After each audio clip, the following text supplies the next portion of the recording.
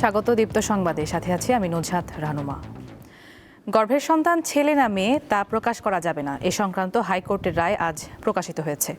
এতে আদালত বলেছে, অনাগত শিশুর লিঙ্গ নির্ধারণ ও প্রকাশ নারীর প্রতি বৈষম্য এবং সাংবিধানিক অধিকারের পরিপন্থী।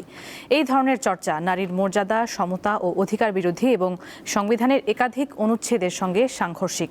বিচারপতি নাইমা হায়দার ও বিচারপতি কাজী জিনাত হকের বেঞ্চ স্বাস্থ্য অধিদপ্তরকে 6 মাসের মধ্যে অনাগত শিশুর ডায়াগনস্টিক তথ্য সংরক্ষণের জন্য কেন্দ্রীয় ডিজিটাল ডেটাবেস তৈরির নির্দেশনা দিয়েছে।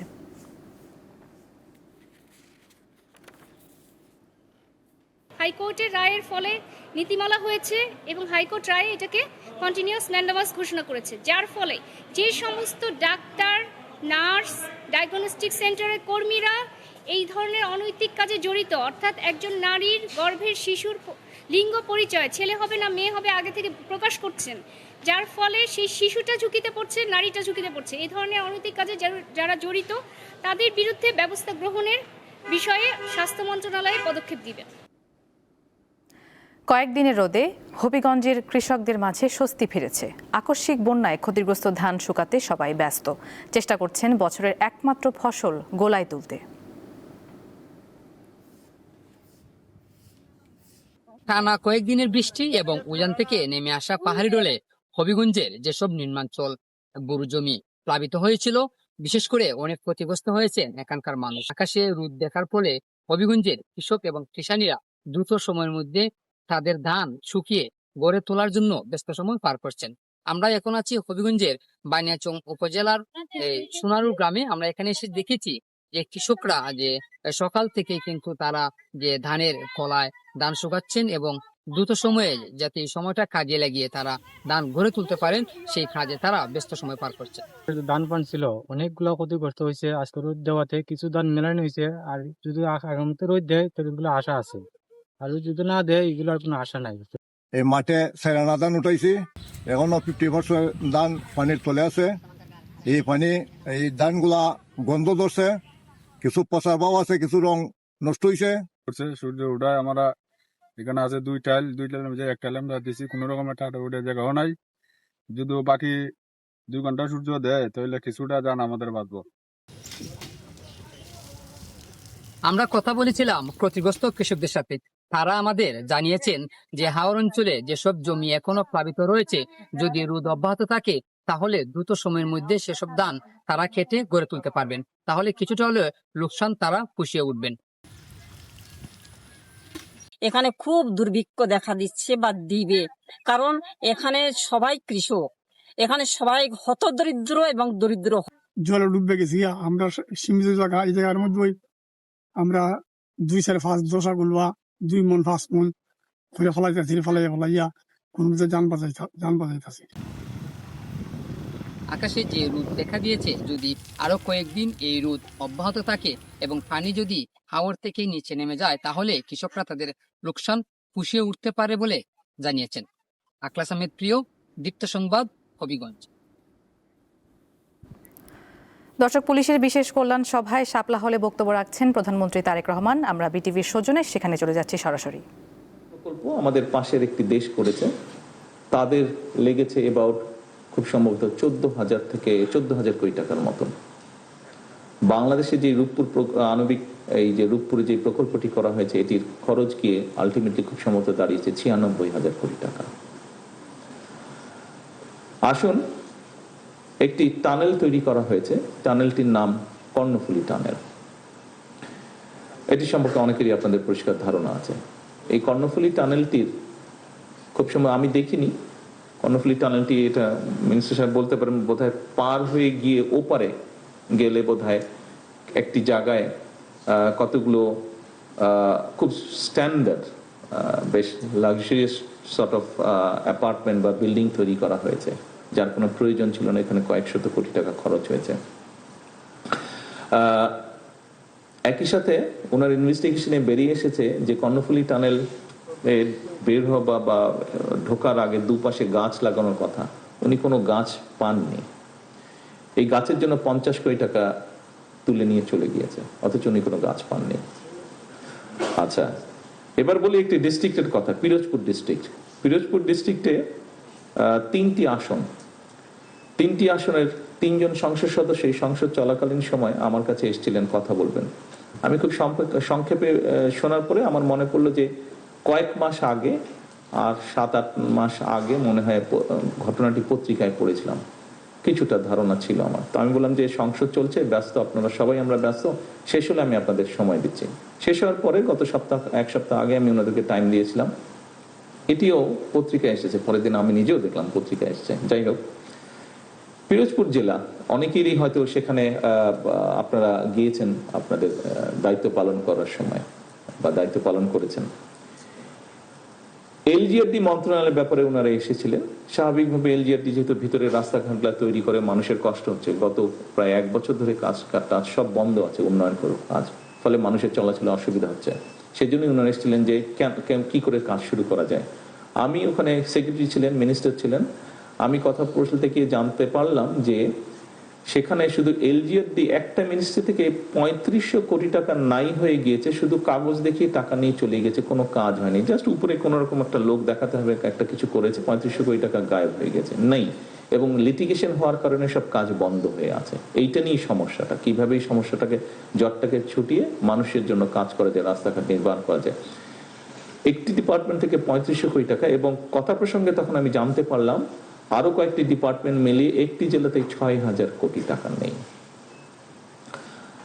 এই কয়েকটি ঘটনা অডিটর জেনারেল এবং এই যে পিরোজপুরের ঘটনাটি আপনাদের সামনে আমি এই জন্য তুলে ধরলাম। এরকম আরো অনেক ঘটনা আছে, ঘটনাগুলি ঘটেছে, বাট বাস্তবতা হচ্ছে বাস্তবতাই। আমরা ছেলেও বাস্তবতাকে আমরা পাশ কাটাতে পারবো না, নিতেই হবে আমাদেরকে। এই কথাগুলো বলার কারণ হচ্ছে যে আপনারা আপনাদের কতগুলো সমস্যার কথা বলেছেন, আবাসন সমস্যার কথা বলেছেন, ট্রান্সপোর্টেশনের কথা বলেছেন, আপনারা আইটির জন্য যেটা এখানে একটি নতুন ইউনিটের কথা বলেছেন, এগুলোর জন্য অর্থ প্রয়োজন। দেখুন, আমি বা মিনিস্টার সাহেব আমরা যেই দায়িত্বে বসে আছি, আমরা কিন্তু চাই আপনাদের এই সমস্যাগুলো সমাধান করার জন্য, অন্তত অ্যাড্রেস করার জন্য আমরা চাই। স্বাভাবিকভাবে কেন আমরা চাইবো না? আমরা যদি এই সমস্যাগুলো সমাধান করতে পারি, আপনারা আপনাদের যে নিত্যদিনকার সমস্যা, মানুষকে বেটার সার্ভিস দেওয়ার, সেটা আপনারা বেটার ভাবে অ্যাড্রেস করতে পারবেন। কিন্তু এই লিমিটেশনের জন্য, আপনারা অনেক লিমিটেশনের জন্য হয়তো আশানুরূপ সার্ভিস দিতে পারছেন না। আমি যে ঘটনাগুলো বলছি তার মাধ্যমে আমি বলতে চাইছি যে আমরা কাজগুলো করতে চাইছি, কিন্তু এই যে 4 গুণ দামে রূপপুর আণবিক নিউক্লিয়ার পাওয়ার রিঅ্যাক্টর তৈরি করা হলো, এটির পয়সার যে ঋণ যে শোধ করতে হবে, এটি তো এখানে উপস্থিত প্রত্যেকটা মানুষের মাথার উপরে এসে এই ঋণ পড়েছে। যে যমুনা ব্রিজ পাশের দেশে, পার্শ্ববর্তী দেশে Bhupen Hazarika bridge, quite similar bridge, বরং একটু লম্বা বোধহয় ভূপেন হাজারিকা ব্রিজ, সেটিও 14 না 15,000 কোটি টাকার মধ্যে করা হয়েছে। বাট পদ্মা ব্রিজের খরচ পড়েছে 54 না 56,000 কোটি টাকা। কিন্তু আলটিমেটলি তো এখানে উপস্থিত প্রত্যেকটা মানুষ সহ 20 কোটি মানুষের উপরে এই ঋণের বোঝা এসে পড়ছে। আজকে যদি এই অপ্রয়োজনীয় খরচগুলো না হতো, তাহলে আপনাদের সহ আর্মির বলেন, এয়ারফোর্সের বলেন, নেভির বলেন, সহ শিক্ষা বলেন, স্বাস্থ্য বলেন, প্রত্যেকটি ক্ষেত্রে আমরা আরো বেটার কিছু করতে পারতাম। আমরা অনেক বেটার কিছু করতে পারতাম, বাট আমাদেরকে যেমন করতে হবে, আমরা অ্যাভয়েড করতে পারবো না, এটাও বাস্তবতা। আপনাদেরকে যেই কথাটি আমি বলতে যাচ্ছি, এই কথাটাই আমি আপনাদেরকে সেই জন্যই বলতে চাচ্ছি বা বলতে যাচ্ছি। আমি প্রথমে কাজটি করেছি বলেই আপনাদেরকে আমি বলতে যাচ্ছি। সেটি হচ্ছে, পত্রিকায় দেখেছেন আপনারা, নিউজটি এসছে, আমরা ক্যাবিনেটে সিদ্ধান্ত নিয়েছি যে ক্যাবিনেট সদস্য যারা আছেন তাদের জ্বালানি তেলের যেই অ্যালটমেন্ট আছে সেটি আমরা 30% কমিয়ে দিয়েছি।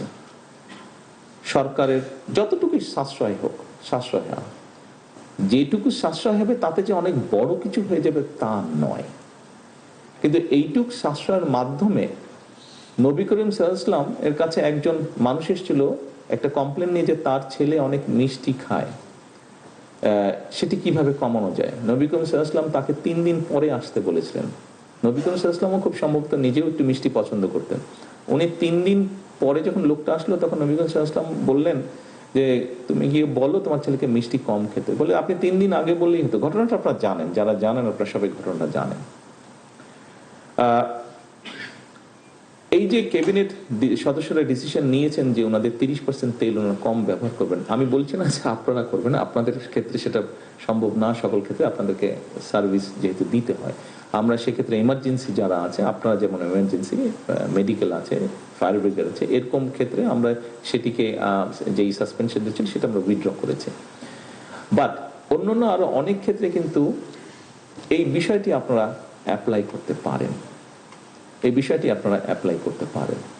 আমরা আমার অবস্থান থেকে, আমি যেখানে অফিস করি সেখানে আমরা অনেক খরচ কমানোর চেষ্টা করেছি, অনেকাংশে আমরা করেওছি। এইটা করে আমি আপনাদেরকে বলতে চাচ্ছি, আপনাদের এরকম অনেকগুলো স্কোপ আছে যেখানে আপনারা করতে পারেন। অফিসার বৃন্দ, বিষয়টি হচ্ছে আমরা চেলে তো চেতেই পারি আমরা যে এটা লাগবে, এটা লাগবে, ওটা লাগবে। তবে আমরা একটু অন্যভাবে তো চেষ্টা করলেও করতে পারি যে ঠিক আছে, আমি আমার রাষ্ট্রকে কি দিতে পারি, কতটুকু দিতে পারি। অবশ্যই আপনি সার্ভিস দিচ্ছেন, আপনি জান বাজি রেখেও সার্ভিস দিচ্ছেন, এখানে উপস্থিত প্রায় প্রত্যেকটি মানুষ জান বাজি রেখেও আপনি সার্ভিস দিচ্ছেন। এর বাইরেও কিছু তো আমরা দিতে পারি, যে জিনিসটা না হলেই নয়। আমরা অনেক জিনিস আছে এরকম যে এই জিনিসটা আমরা যদি স্কিপ করি, আমরা যদি বাদ দিই তাহলেও হবে, এবং তাতে রাষ্ট্র বা সরকারের কিছুটা হলেও সেভ হবে। আমরা যদি এই মানসিকতা, এই জন্যই আমি আপনাদেরকে বললাম যে আমি জিনিসটা চেষ্টা করেছি আমার অবস্থান থেকে কিছুটা হলেও করতে, এবং সেইটা করার পরেই সেই সৎ সাহসটা নিয়ে আমি আপনাদেরকে বলছি, আসুন আমরা এই ঘরে দাঁড়িয়ে, আমি এই পিএমও যারা স্টাফ আছেন তাদের, আমি ওঠার পরে প্রথম যখন এই অফিসে আসলাম তাদের উদ্দেশ্যে আমি একটা কথা বলেছিলাম। আমি মনে করি এই কথাটি আজকেও এই ঘরে যারা আছেন তাদের জন্য অ্যাপ্লিকেবল। সেই কথাটি হচ্ছে, দেখুন আমরা এই মুহূর্তে এই ঘরে যারা বসে আছি, বাংলাদেশের 20 কোটি মানুষের তুলনায় আমরা কিন্তু সবাই প্রিভিলেজড, কিন্তু কোনো না কোনো ভাবে আমরা প্রত্যেকেই প্রিভিলেজড, অনেকের থেকে অনেক কোটি গুণ বেশি প্রিভিলেজ। যেহেতু আমরা প্রিভিলেজড, আসুন না আমরা চেষ্টা করি কিছুটা হলেও যদি কম প্রিভিলেজ নেই, তাতে যদি কিছুটা আমরা প্রত্যেকে যদি একটু একটু করে ছাড় দেই, তাহলে কিন্তু অনেক বড় ছাড় হবে। কাজেই আজকে এই পুলিশ সপ্তাহ উপলক্ষে আপনারা যেরকম আপনাদের বিষয়গুলো উপস্থাপন করেছেন, সরকারের পক্ষ থেকে আমিও শুধু প্রধানমন্ত্রী হিসেবে নয়, যেহেতু আপনিও সরকারের জন্য কাজ করছেন, এই মুহূর্তে আমিও সরকারের জন্য কাজ করছি, সেই জন্য আমি আপনাকে আমার একজন সহকর্মী হিসেবে কনসিডার করতে চাই। আপনার কাজও হচ্ছে জনগণের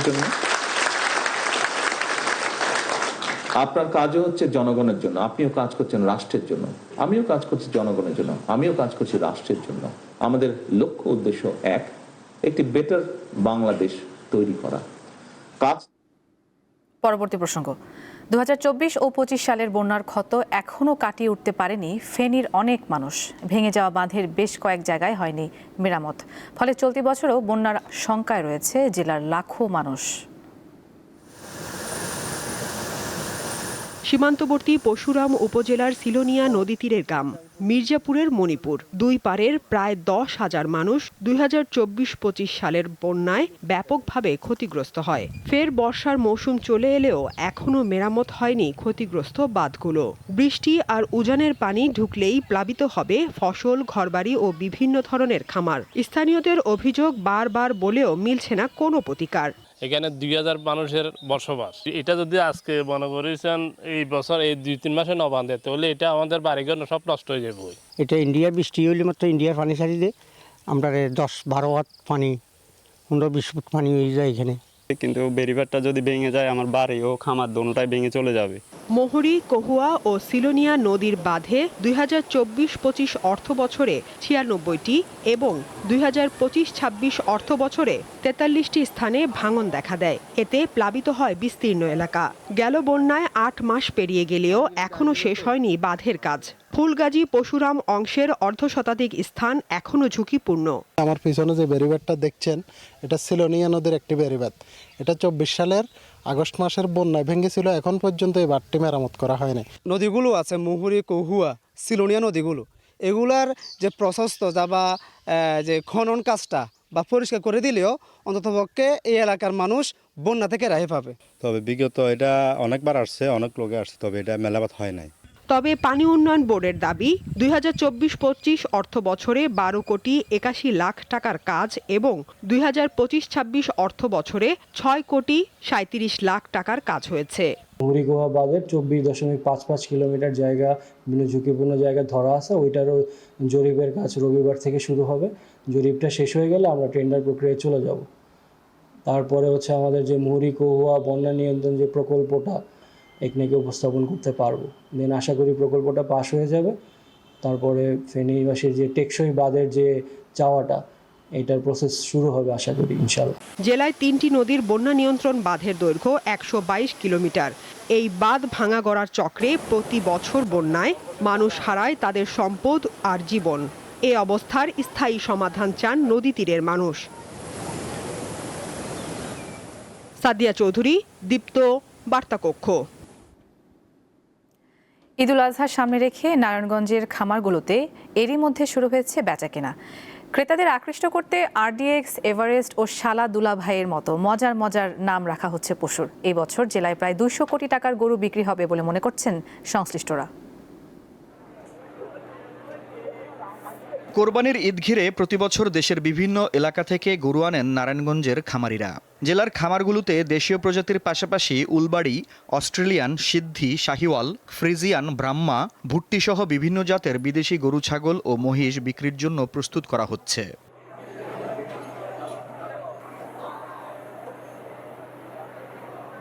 অনেক খামারে শুরু হয়েছে বেচা বিক্রিও। দাম চাওয়া হচ্ছে 80,000 থেকে 12 লাখ টাকা পর্যন্ত। এবছর জেলায় সবচেয়ে বড় গরু উঠানো হয়েছে সিদ্ধিরগঞ্জের একটি খামারে। লাল রঙের গরুটির নাম আরডিএক্স। এটি হলিস্টন ফ্রিজিয়ান ক্রস জাতের, ওজন 1100 কেজি। ঈদ মেলার মতো কোরবানি ঈদের যে আসল আনন্দটা ফার্মে আসলে বোঝা যায়। তো গরু কিনলেও ফার্মে আমরা ভিজিট করি, আর গরুটা বুকিং দিয়ে রাখলে যখন খুশি তখন এসে দেখাও যে আমার গরুটা কিভাবে আছে। সবচেয়ে বড় কথা স্বাস্থ্যসম্মত ফার্মের গরু। হাটে তো এত অনেক মানুষ থাকে আর অনেক গরু যাওয়া আসা করে, ওখানে দাঁড়িয়েও গরু দেখার মতো সুযোগ হয় না, বাট এখানে এসে নতুন নতুন নামের নতুন নতুন অনেক বড় বড় গরু দেখতে পাচ্ছি, এটা অনেক ভালো লাগছে। এই জন্য প্রতি বছর এখানে আসা হয় আর গরু দেখা হয় আমাদের। গরু ভালো, দামটা একটু অবশ্যই গত ঈদের তুলনায় একটু বেশি, এবং কারণটা যা বলে সবারই একটা কথাই, যে খাদ্যদ্রব্যের দাম, পরিবহন, এই দুটো সংকটের জন্য এই জিনিসটা। আর এবারে চাহিদার তুলনায় যোগান কম। খামারিরা বলছেন ঈদ ঘিরে বিক্রয়যোগ্য পশুর বাড়তি যত্ন নেওয়া হচ্ছে। আমরা সাধারণত অসাধু কোনো উপায় অবলম্বন করি না গরু মোটাতাজা করার জন্য। আমাদের ক্রেতারা আমাদের ফ্যামিলি পরিবারের মতো, ওনারা আসেন আমাদের এখানে, দেখেন আমরা কিভাবে গরু মোটাতাজা করি, কিভাবে খাদ্য পরিবেশন করি, আমরা কিভাবে ভ্যাকসিনেশন করি। এই সব কিছু দেখেই ওনারা আমাদের উপরে একটা বিশ্বাসের কারণেই মূলত আমাদের কাছ থেকে এই গরুগুলি কেনেন। নারায়ণগঞ্জের 5 উপজেলায় কোরবানির জন্য 6,537টি খামারে 1,13,754টি গরু প্রস্তুত করা হয়েছে। আফরিদ হাসান, দীপ্ত, বার্তাকক্ষ। চট্টগ্রামে কোরবানির জন্য প্রস্তুত করা হয়েছে প্রায় 8 লাখ পশু। এরই মধ্যে বিভিন্ন খামারে শুরু হয়েছে বেচাকেনা।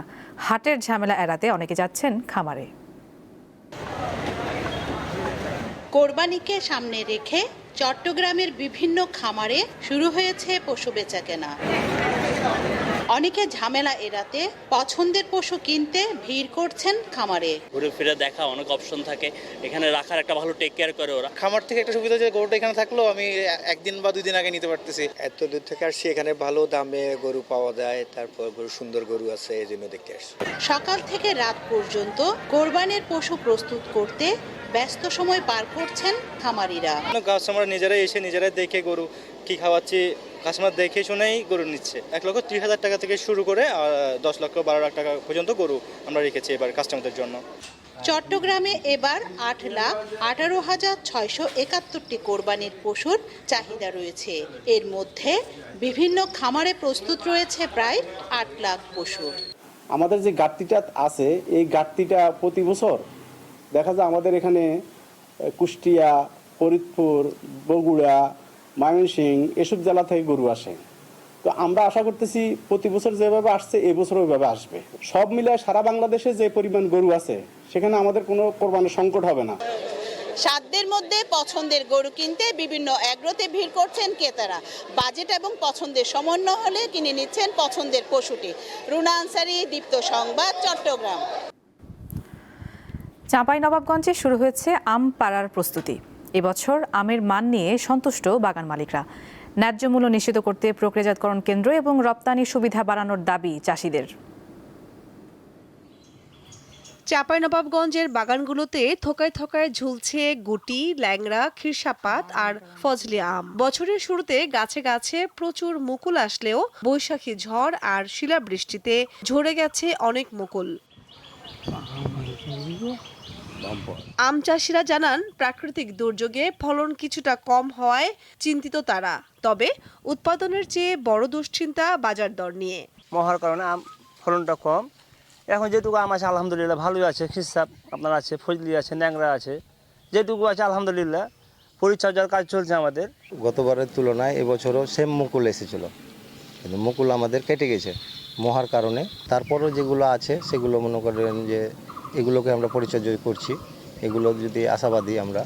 শ্রমিক, পরিচর্যা ও কীটনাশকের খরচ প্রতি বছরে 20 থেকে 30% পর্যন্ত বেড়ে যায়। সে অনুযায়ী আমের দাম পেলে কিছুটা স্বস্তি মিলবে বলে মনে করেন বাগান মালিকরা। বাট আমের যে ব্যবস্থাটা ভালো করতে হবে চাষিদের বা লাভজনক আমরা যে জায়গায় যেতে চাই সেটার জন্য কিন্তু পরিবহন ব্যবস্থাটা সহজীকরণ করতে হবে। আমরা যেন ভালোভাবে ঢাকায় আম দিতে পারি বা চিটং এবং অন্য অন্য জায়গায়, এটা একটা ব্যাপার। আর একটা হচ্ছে বেশিরভাগ আম কিন্তু আমাদের প্রক্রিয়াকরণে নেওয়ার ব্যবস্থা করতে হবে। এই প্রক্রিয়াকরণ হলে কিন্তু আম ব্যবসায়ী বা চাষি বা ব্যবসায়ীদের জন্য এই জেলা সহ দেশের জন্য একটা ভালো জিনিস হবে। কৃষি বিভাগের তথ্য মতে এবছর জেলায় 37,487 হেক্টর জমিতে লক্ষ্যমাত্রা ধরা হয়েছে 4,58,000 মেট্রিক টন। কামরুন নাহার, দীপ্ত, বার্তা কক্ষ।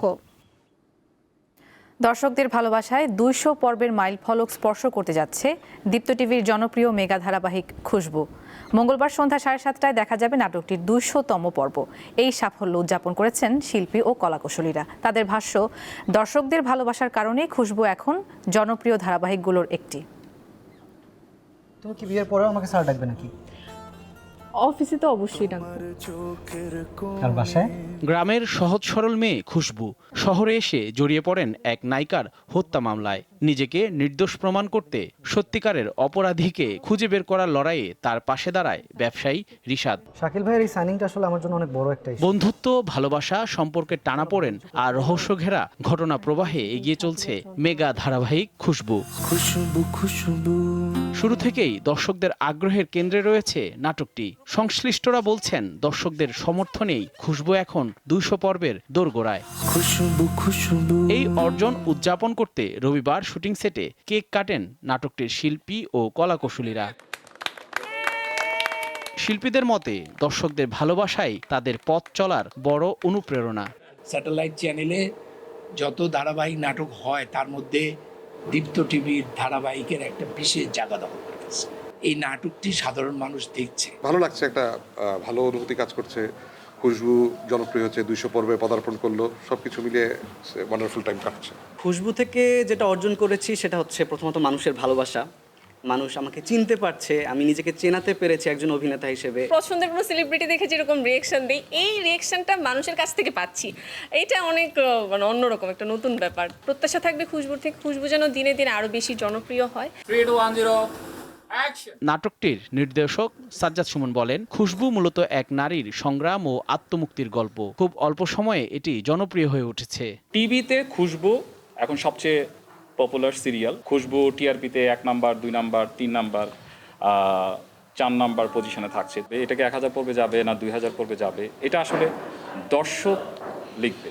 প্রতিদিন সন্ধ্যা 7:30টা ও রাত 10টায় দীপ্ত টিভি ও দীপ্ত টিভির ডিজিটাল প্ল্যাটফর্মে প্রচার হচ্ছে খুশবু। আমি রিশাদ স্যারের ভালোবাসা বিয়ে করতেছি। ভালোবাসা। জহুরুল মোহসান, দীপ্ত সংবাদ, ঢাকা। আন্তর্জাতিক প্রসঙ্গ। লেবাননে ইসরায়েলের হামলায় 24 ঘন্টায় অন্তত 51 জন নিহত হয়েছে। তাদের মধ্যে 2 জন চিকিৎসাকর্মীও রয়েছে। লেবাননের স্বাস্থ্য মন্ত্রণালয় বলছে, আন্তর্জাতিক আইন ও মানবিক নীতিমালা লঙ্ঘন করে চিকিৎসা সেবার সঙ্গে যুক্ত ব্যক্তিদেরও হামলার লক্ষ্যবস্তু করা হচ্ছে। সরকারের এক বিবৃতিতে জানানো হয়, 2 মার্চ থেকে ইসরায়েল নতুন করে সামরিক অভিযান শুরুর পর এখন পর্যন্ত 2846 জন নিহত হয়েছে। একই সময়ে অন্তত 103 জন চিকিৎসাকর্মী নিহত এবং 230 জন আহত হয়েছে বলে জানিয়েছে জাতিসংঘ।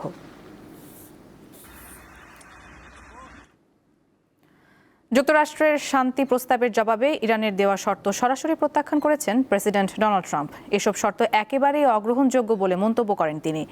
যুক্তরাষ্ট্রের প্রেসিডেন্টের এই মন্তব্যের পর নতুন করে সংঘাত শুরুর আশঙ্কা দেখা দিয়েছে। ওয়াশিংটনে দেওয়া সর্বশেষ শান্তি প্রস্তাবের প্রতিক্রিয়া জানিয়ে ইরান হুঁশিয়ারি দিয়ে বলেছে, নতুন করে কোনো হামলা হলে তারা পাল্টা জবাব দিতে দ্বিধাবোধ করবে না। একই সঙ্গে হরমুজ প্রণালীতে আর কোনো বিদেশি যুদ্ধজাহাজ প্রবেশ করতে দেয়া হবে না।